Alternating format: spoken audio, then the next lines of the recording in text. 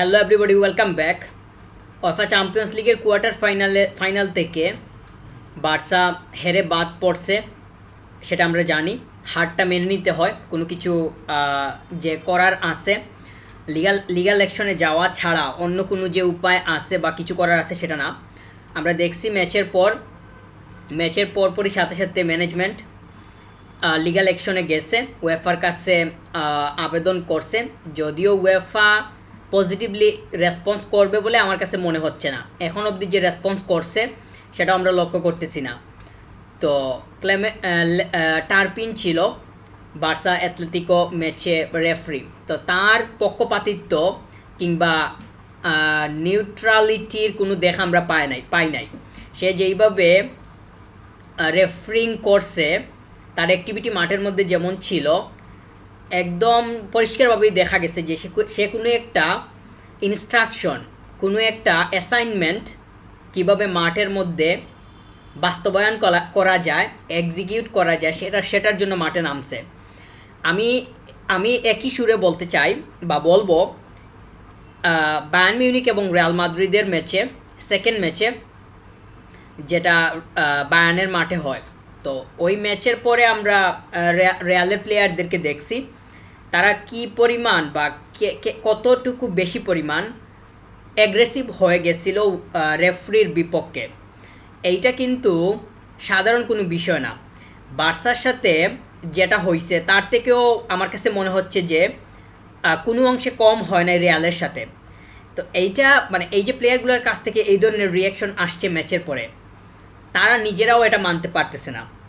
তো বার্সার সাথে টার্পিন যেটা করছে, তাকে তো ওয়েফা নিয়োগ দিছে, ওয়েফা এই ম্যাচে পাঠাইছে। তো আমার কাছে মনে হয় যে ওয়েফারও ওই ধরনের চিন্তাভাবনা ছিল যে কীভাবে ডিসিশনের দিক থেকে বার্সাকে একটু ডাউন করা যায়, অপোনেন্টকে সুবিধা দেওয়া যায়।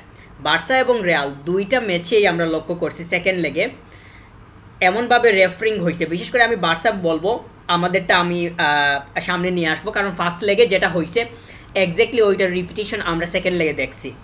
তো রেফারিং একদম আমি বলবো যে উদ্দেশ্যমূলকভাবে করছে বার্সা। আমরা দেখছি ম্যানেজমেন্ট ইতিমধ্যে অ্যাকশনে গেছে, কিন্তু ওইটার রেসপন্স এখন অবধি আসে নাই।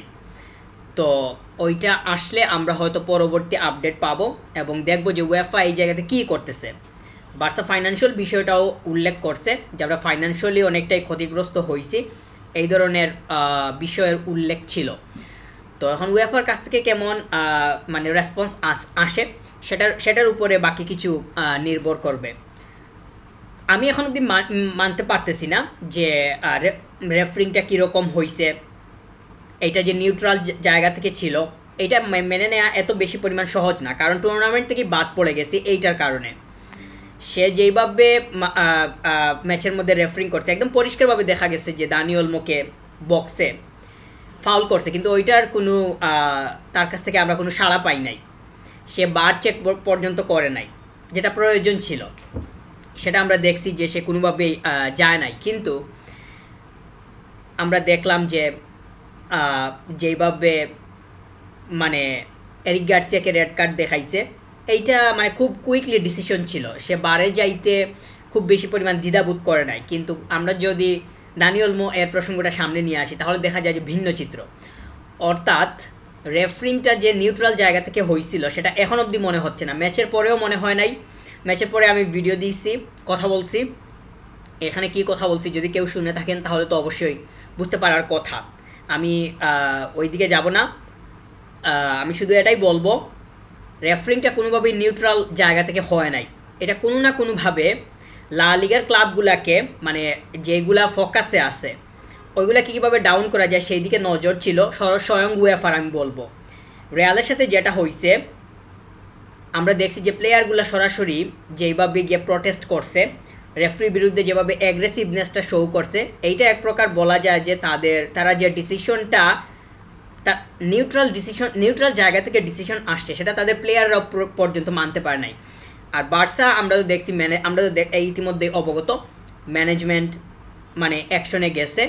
তো সেইটার প্রেক্ষিতে আমরা বলতে পারি দুইটা জায়গাতেই বা দুইটা ক্লাবের কাছ থেকে যেই পরিমাণ মানে মানে রিয়াকশন আসছে সেটার প্রেক্ষিতে পরিষ্কারভাবেই বলা যায় যে রেফারিংটা কোনোভাবেই নিউট্রাল জায়গা থেকে হয় নাই। আমি এখন অবধি মানতে পারি নাই এইটা উদ্দেশ্যমূলক ছিল।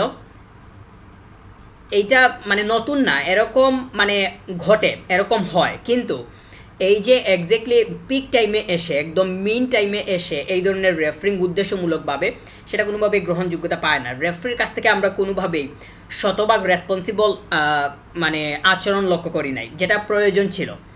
সে যেইভাবে খেলা পরিচালনা করছে ইজ টোটালি ডিফারেন্ট। মানে নর্মাল জায়গা থেকে যদি আমরা নর্মাল জায়গাকে যদি ওই ম্যাচের সাথে কম্পেয়ার করি তাহলে দেখা যায় যে সেটা কোনোভাবেই নর্মাল ছিল না, অ্যাবনর্মাল একটা জায়গা ছিল, কিংবা তার রেফারিংয়ের কারণে এমনভাবে সিচুয়েশনটা ক্রিয়েট হয়েছে যেটার কারণে বার্সা সরাসরি ডাউন হয়ে গেছে। তো এইটা দানি অলমোকে যেভাবে বক্সের মধ্যে ফেলে দিছে একদম ক্লিয়ারলি দেখা যাইতেছে যে এইটা ফাউল হবে, এটা পেনাল্টি হবে, কিন্তু আমরা রেফারির কাছ থেকে কোনো রেসপন্সই পাই নাই, কোনো রেসপন্সের দেখাই আমরা মানে লক্ষ্য করি নাই। তো এই যে রেফারিংটা এটা উয়েফা এক প্রকার এই জায়গাতে জড়িত আমি বলবো, কারণ উদ্দেশ্যমূলকভাবে এই রেফারিকে এই ম্যাচে পাঠাইছে। সে চাইলে অন্য কোনো দিকে পাঠাইতে পারতো, এখানে তো অন্যান্য টিমের খেলা ছিল বা অন্য জায়গাতে, কিন্তু আমরা দেখলাম যে ইচ্ছাকৃতভাবেই বার্সার ম্যাচে পাঠাইছে যাতে করে বার্সাকে কৌশলগত জায়গা থেকে একটু ডাউন করা যায়, এবং এক্স্যাক্টলি সেটা করতে সাকসেস হয়েছে উয়েফা। আমি বলবো যে উয়েফা অবশ্যই এই জায়গাতে জড়িত। তারা রেফারিকে নিয়োগ দিছে, রেফারি হইতেছে উয়েফার আন্ডারে। সে যখন মাঠের মধ্যে নামতেছে তার শরীরে যেই কিটটা আছে, সেই জার্সিটা আছে, যে কাপড়টা আছে, এটা উয়েফা অথরাইজড। অতএব আমাদেরকে উয়েফার নিউট্রাল জায়গা নিয়ে প্রশ্ন তুলতে হবে। রেফারিং এরকম হবে আমার কাছে মনে হয় উয়েফার এই ধরনের মানে ইনস্ট্রাকশনই ছিল, এত সহজে মেনে নেওয়ার মতো না। আমি তো শুরুতে বলছি যে মেনে নিতে হবে হার, কিন্তু আমরা দেখতেছি বার্সা প্লেয়াররা ট্রেনিং করতেছে, তারা খুব বেশি পরিমাণ মানে চিন্তিত অবস্থায় নাই, ট্রেনিং করতেছে, ট্রেনিংয়ে হাস্যোজ্জ্বল অবস্থায় দেখা যাইতেছে, কিন্তু তাদের মনের মধ্যে অবশ্যই তারা খুবই স্বাভাবিকভাবে যে নিতে পারতেছে সেটা আমরা মনে করার কোনো কারণ দেখতেছি না, সেটা হবেও না। বার্সা ম্যানেজমেন্ট যেহেতু মানে আবেদন করছে, ওয়েফার কাছ থেকে কেমন রেসপন্স আসে সেটা হবে গিয়ে দেখার বিষয়। আমি মনে করতেছি যে মানে উয়েফা মানে শক্ত অবস্থানে যাওয়া দরকার, কিন্তু তারাই এই ঘটনা ঘটাইছে, তারা আবার শক্ত অবস্থানে যাবে, এইটা মানে লজিক্যাল না। উয়েফার কাছ থেকে তেমন কোনো রেসপন্স পাওয়া যাবে বলে মনে হচ্ছে না, উয়েফা তেমন কিছু করতে পারবে না, করবেও না, তাদের করার কোনো ইচ্ছা নেই, কারণ এটা ঘটুক, তারা এটা চাইছে। এখন তারা চাইবে কিভাবে টেকনিক্যালি এই আবেদনটাও এড়িয়ে যাওয়া যায়, এক্স্যাক্টলি ওইটাই করবে। উয়েফা এই জায়গাতে জড়িত, টার্পিনকে নিয়োগ দিছে উয়েফা, এবং এই ধরনের ইনস্ট্রাকশন ছিল, অ্যাসাইনমেন্ট ছিল উয়েফার কাছ থেকে, যেটা টার্পিন মাঠের মধ্যে বাস্তবায়ন করবে। এক্স্যাক্টলি আমরা দেখছি যে পদে পদে সেটা সে বাস্তবায়ন করছে। এনিওয়ে, বার্সার নেক্সট ম্যাচের জন্য অপেক্ষায় আছি, আর বার্সার যেটা মানে আবেদন করছে এই আবেদনের প্রেক্ষিতে উয়েফার কাছ থেকে কেমন রেসপন্স আসে সেটা দেখার অপেক্ষায় আছি। তেমন কোনো কিছু আসবে বলে মনে হচ্ছে না। থ্যাংক ইউ ভেরি, আমি আশা করতে পারতেছি না। Thank you very much, subscribe.